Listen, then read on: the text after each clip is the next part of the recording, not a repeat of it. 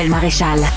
Alors, le ministre Jean-François Roberge a l'intention de déposer cette semaine, jeudi, un projet de loi qui vise à renforcer le concept de laïcité au Québec.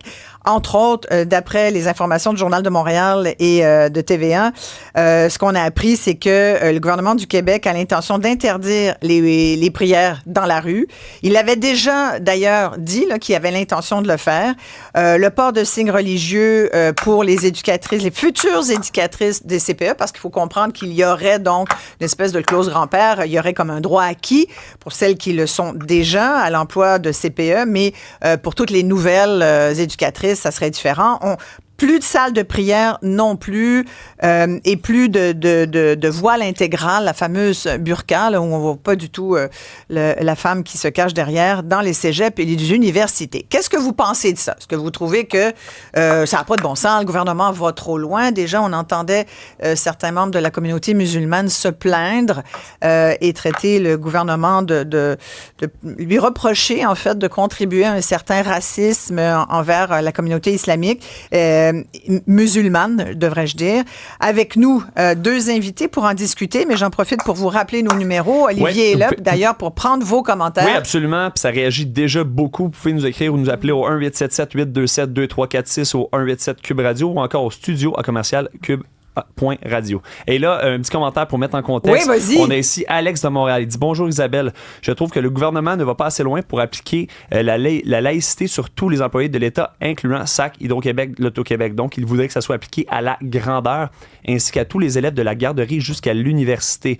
Amélie, la religion est supposée être une richesse positive de spiritualité pour la paix dans le monde. Malheureusement, elle a été déformée avec le temps et des versions bourrées de contrôle et de violence ont émergé. » Donc, deux commentaires, du moins, encore une fois, c'est un bon débat à y avoir. Là. J'ai bien hâte de vous entendre. Exactement. Et notre première invitée est une membre de cette communauté, d'ailleurs, musulmane, Fatima Aboubaker. Merci d'être là.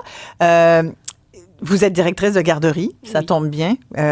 Et vous êtes arrivée du Maroc au Québec il y a maintenant 20 ans. Alors, on peut dire que vous êtes une Québécoise. Nous sommes plusieurs à pas être née ici, mais être complètement québécoise. Quelle est votre réaction, Fatima, quand vous voyez certains commentaires et surtout par rapport aux intentions du gouvernement? Merci beaucoup pour l'invitation. Moi, je suis plus que ravie et enchantée par les intentions du gouvernement. Pour être honnête, je suis même contente de ça, parce que ça prenait un geste courageux. Et le geste courageux, M. Roberge, il vient de le poser. Courageux parce que? Oui, parce que c'est un sujet très sensible. Ouais. Et puis, les gens ont peur de se faire traiter d'islamophobes, de racistes et tout. Il fallait que quelqu'un soit courageux pour dire, voici ce qu'il faut faire, mais je ne suis pas ni islamophobe, ni raciste. Parce que le choix du Québec comme société pluraliste, et si on veut, dans une société pluraliste, on s'entend qu'on veut que notre État soit impartial. Et l'impartialité, ça ne fait qu'à travers la laïcité. Si on veut un État impartial, il faut qu'on choisisse la laïcité, pas qu'on la choisisse, c'est déjà une valeur, mais il faut vraiment l'appliquer. Si on veut garantir l'égalité de tous les citoyens, si on veut que le système soit neutre, si on veut protéger la liberté de conscience de nos enfants, il n'y a pas d'autre moyen que la laïcité. Ça protège les musulmans plus qu'autre personne. Moi, j'ai l'impression qu'il y a un malentendu, il faut vraiment une explication, parce que les musulmans, s'ils savent comment ils vont être protégés, parce qu'ils peuvent toujours pratiquer leur religion. Il n'y a pas de problème. Tu peux pratiquer ta religion en privé, dans ta communauté. Tu peux faire tes rituels. Tu peux tout faire. C'est juste ne pas l'imposer dans la sphère publique ou dans plus les institutions. Je ne parle pas de la sphère publique comme à l'extérieur. Mais dans nos institutions, on a besoin d'institutions qui nous transmettent vraiment l'image de cette neutralité qu'on a choisie. C'est juste ça. Moi, je suis plus qu'enchantée avec Quelle est votre position sur la burqa? La burqa, moi, personnellement, quand je vais dans un magasin que je trouve une femme avec une burqa, je rentre pas. J'ai peur. Sérieusement, ça me fait peur. C'est vrai? Ah oui, sérieusement, ça fait peur. Parce que au Maroc, il y avait des vols avec une personne cachée sous une burqa. Il y avait Oussama Ben Laden qui voyageait d'une ville à l'autre sous un niqab. Donc moi, ça vient me rappeler tout ça là. Et je m'attends à ce que quelque chose explose. Vraiment, je rentre pas dans un magasin où il y a une burqa. La dernière fois, au Carrefour Laval, j'y étais et puis j'ai fait demi-tour parce qu'il y avait 2 femmes avec un niqab. Et ça fait peur. Et moi, je suis musulmane, je suis d'origine marocaine et ça me fait peur. Ça vous fait peur? Oui. Donc c'est normal que moi, par exemple, je le dis avec un fond de gêne, je vous avoue, parce qu'on se permet pas, on a tout de suite peur, effectivement, de se faire traiter d'islamophobe, mais j'avoue que moi, ça me gêne profondément parce que je questionne le véritable désir d'intégration de la personne, de sa famille. Je me dis, bon, puis je suis immigrante, là. Moi, mes parents sont arrivés ici, j'étais petite, ils m'ont pas demandé mon avis, mais ils m'ont impliqué quand même dans ce choix. Ils m'ont toujours dit, on arrive au Québec, on va faire comme les Québécois. Exactement. Puis alors, on va s'intégrer, puis on va faire ce qu'il faut, Et je pense que c'est ça à la base. Donc, c'est pas... Puis ça, c'est première génération d'immigrants. Mais après, pour les enfants qui suivent, c'est un peu la même chose. Donc, jusqu'à un certain point, ça fait partie, à mon avis, d'un parcours d'intégration mais aussi. Oui, moi, comme je dis, l'intégration, selon moi, c'est l'immigration. C'est comme quand tu achètes une propriété, une maison, n'importe, la banque te demande une mise de fonds. Mais ta mise de fonds dans un processus d'immigration, c'est cette volonté de s'intégrer. Ouais. C'est ça ta part des choses. Tu fais une démarche, vas-y, montre-nous que tu veux t'intégrer à la société que tu as choisie. Mais personne ne te prive de garder tes traditions, de garder tes rituels, tes pratiques religieuses. Il n'y a personne qui demande ça à personne ici, mais fais un effort parce que moi, la burqa ou le voile même, j'ai l'impression que la personne, elle met vraiment un obstacle pour dire je veux pas vous appartenir là, je suis dans mon coin, laissez-moi tranquille. Moi, c'est ça que ça veut dire pour moi. Et d'ailleurs... Et dans la rue, comment vous réagissez? Parce que là, vous parlez d'un magasin, c'est donc pas ni un cégep, ni une université.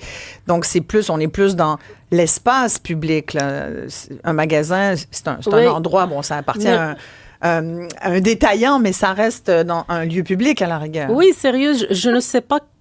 Je suis pas capable d'aller... Le gouvernement n'est pas allé, là, dans la rue. Je suis pas capable de demander au gouvernement d'aller jusque-là. En France, c'est le cas, par exemple. C'est ça. Mais mes sentiments, j'ai de la phobie quand je vois des femmes couvertes de la tête aux pieds, et surtout à côté d'un homme barbu d'une façon salafiste, ça me fait peur. Donc, on n'a pas à se sentir mal, alors? Non, c'est la différence entre vous et moi, c'est que moi, je suis capable de dire j'ai peur quand je les vois, et toi, tu n'as pas le droit. T'as pas le droit de mais le j'ai dire. pas trop le droit, non, effectivement. Non, mais vraiment, ça fait peur. Ouais. Vous êtes plusieurs comme vous, Fatima, dans votre communauté, parce qu'on a les Québécois non musulmans ont souvent cette impression que il y a comme une majorité de musulmans qui sont très, très, très engagés dans la revendication religieuse, alors que moi, c'est pas ce que je vois forcément. J'en connais plusieurs, et puis bon, sans être dans l'anecdote, mais vous, entre autres, vous aussi, vous êtes dans une communauté, vous n'êtes pas tout le temps, les gens qui vous entourent sont pas tout le temps en train de revendiquer des choses. Les gens qui m'entourent, ils sont même très frustrés quand ils voient le discours qui est contre la laïcité. Moi, les gens qui m'entourent sérieusement, et au travail, et comme clientèle, et autour de moi, les gens que je connais de la communauté musulmane, ils sont frustrés à chaque fois qu'il y a quelqu'un dans les médias qui va parler de le gouvernement va très loin, on est contre la laïcité, ils sont racistes, ils sont islamophobes. Vraiment, les gens autour de moi, c'est pour ça d'ailleurs, c'est ce qui me frustre quand je vois à la télé, quand on invite une personnalité musulmane et on dit qu'il va parler au nom des musulmans. Mm-hmm. Et puis, il va dire vraiment tout ce qui est frustrant pour la plupart des musulmans. Ça jette de l'huile sur le feu beaucoup. Sérieusement, là, il y a plusieurs fois, on invite des personnes qui disent, moi, je représente je ne sais pas combien de milliers les 500 000 musulmans, mais ils ne représentent, je crois, que la mosquée où est-ce qu'ils seront, parce que la majorité des musulmans, mais regardez juste autour de vous, la plupart des gens de la communauté musulmane, c'est des étudiantes qui travaillent, qui étudient, qui sortent avec leurs amis, des gens qui travaillent partout. ça n'a pas de sens, là. Il faut arrêter. Ces gens-là ne représentent que leur petite communauté, je crois. Donc, pour vous, on est rendu là avec ce projet de loi de Oui, on de est ministre rendu là. Robert. Moi, je suis vraiment contente. On a Maxime qui est au bout du fil avec son commentaire. Bonjour, Maxime. Oui, bonjour, ça va bien? Oui, ça va très bien, on vous écoute. Oui, je veux pas être mal cité ou quoi que ce soit, mais moi, en théorie, notre peuple a repoussé la religion dans le temps, voyant les dommages que ça avait créé puis ça créait. Et maintenant, peu importe quelle religion que ce soit, là, je pense sincèrement que une religion crée la division. Ça divise le monde, ça... toi, tu es ci, moi, je suis ça. Tu dois faire ci parce que mon Dieu a dit ça. Ça me fait peur, moi. Ça me fait réellement peur. Et on voit que l'islam est comme... comment je pourrais dire? C'est pas agressif, mais c'est intense. On dirait, tu sais, c'est comme... Moi, j'habite à Laval, puis il y a une mosquée qui s'est construite juste à côté de chez nous. Puis, je vois que ça s'intègre pas. Puis même que mon fils à l'école, qui est purement québécois, il est rendu minoritaire. Dites-moi pas qu'on a interdit les sandwichs au jambon dans son école. Non, je pourrais pas vous en parler parce que c'est sa mère qui s'en occupe. OK. Mais par contre, je sais qu'il m'a parlé qu'on se fait rabaisser maintenant. Là. On se fait ridiculiser. C'est nous, la minorité, dans certains endroits au Québec.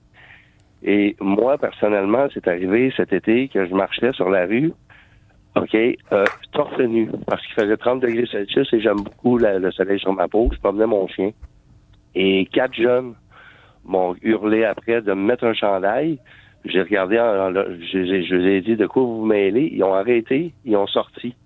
Mais lorsqu'ils m'ont vu, j'avais pas peur. Ils sont rentrés dans l'auto, ils sont partis. Mais là, j'ai commencé à me poser la question. On est en train de venir jouer dans mes libertés, là, selon leur Dieu. Là, j'ai dit, là, ça commence à être un problème, là, sérieux, là. Ouais. Puis, c'est ça. Dans le coin de ce que je suis, on s'en devient minoritaire, nous, là. Et ça, vraiment, ça m'inquiète énormément. Merci, Maxime. Merci beaucoup. Merci à vous. Ouais. Et il y a d'autres... mais ça n'arrête pas. Puis, tu sais, les propos là, de la peur derrière, comme quoi que on a le droit aussi d'avoir peur. C'est justement vous, Fatima, vous avez eu peur. T'sais, on dit ici, intervenante très intéressante. Bravo à cette dame, Fatima. J'aimerais beaucoup qu'on ait tous aussi le droit de pouvoir dire ça, qu'on a peur de... Vous parlez d'un homme peut-être avec une barbe. Sans se faire traiter Exactement, parce que c'est tellement délicat. Puis, ici, on a Yves qui dit « Bonjour, moi, je me pose une question. Pourquoi on a l'impression de devoir accepter cette diversité-là, ces religions-là, alors que dans les pays arabes, on a l'impression que c'est le contraire. C'est nous qui devrions s'adapter à eux. Comment vous réagissez à ça?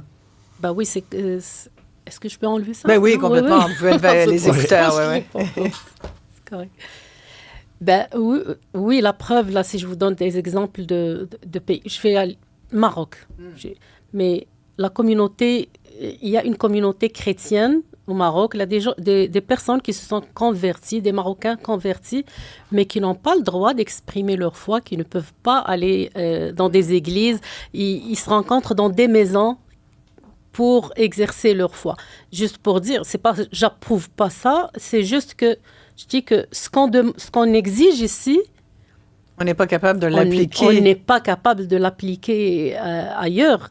Moi, quand je suis allée en 2007 en Émirats arabes unis, c'était pour une visite, à l'époque, dans une ville, il y avait beaucoup de femmes qui avaient leur foulard autour de leur tête. Le hijab, c'est-à-dire le foulard. C'est vraiment un foulard comme ça, comme un habillement traditionnel. Ouais. Et juste pour pas être différente, je suis allée au premier magasin m'acheter un foulard comme ces femmes pour le mettre et puis complètement. Puis c'est tout. Oui, c'est les communautés musulmanes sont exigeantes en Occident. Ils sont trop exigeantes. Mais d'où ça vient, ça, cette exigence, d'après vous? Ça vient déjà... Nous, on a grandi dans des sociétés où on ne sait pas c'est quoi la liberté ni les droits. Donc, ayant beaucoup de droits d'un coup, des libertés d'un coup, là, on le prend et puis on va aller chercher plus. Ouais. Ça, c'est pour les gens... Donc, si on était une société plus rigide, Fatima, il y aurait moins... Sérieusement, croyez-moi, si demain, le ministère de l'Immigration dit à tous les immigrants qui vont arriver, on est une société laïque et le voile est interdit partout. Croyez-moi, ça ne va rien changer pour le nombre d'immigrants qui vont demander de venir au Québec. C'est juste une affaire de... Et ça, je vous parle des personnes... Donc, il faut s'affirmer, c'est ça que vous dites. Il faut s'affirmer. Voilà. Il faut s'affirmer. C'est intéressant d'entendre ça. Mais oui, il faut s'affirmer. Ça nous rassure un peu parce qu'on se sent tout le temps mal. Il faut vraiment arrêter de se sentir mal. Regardez juste... S'il y a une personne... Regardez, je regarde tout à l'heure la vidéo que j'aime beaucoup, là, de Yasmine Abdel-Fadel avec Mathieu Bocoté. Est-ce qu'on ne peut pas juste un jour faire un débat sans invoquer le mot islamophobie et gagner le débat? Non, il faut toujours aller chercher ça pour arrêter l'autre personne. C'est parce que ça met KO l'autre personne. Exactement. C'est une façon de mettre l'autre KO. Qu'est-ce que vous voulez qu'on dise après ça? Écoutez, je ne suis pas islamophobe, mais je dis ce que je pense. Voilà. Et voilà. Restez là avec nous, bien sûr, Fatima, parce qu'on va poursuivre là-dessus avec vos commentaires. 1-877-827-2346. Et on va parler aussi à un enseignant qui est avec nous après la pause. Il est porte-parole pour le Rassemblement pour la laïcité. Est-ce que, d'après vous, la religion a encore de la place dans la société québécoise? Et si oui, en dehors, en dedans, vous la mettez où? Est-ce qu'elle en a? Est-ce qu'on devrait encore parler de... Me semble qu'on parle plus que jamais de religion. Ça finit par être un petit peu pénible. Mais ça, c'est... que voulez-vous? Je suis complètement laïque. On revient tout de suite après ceci.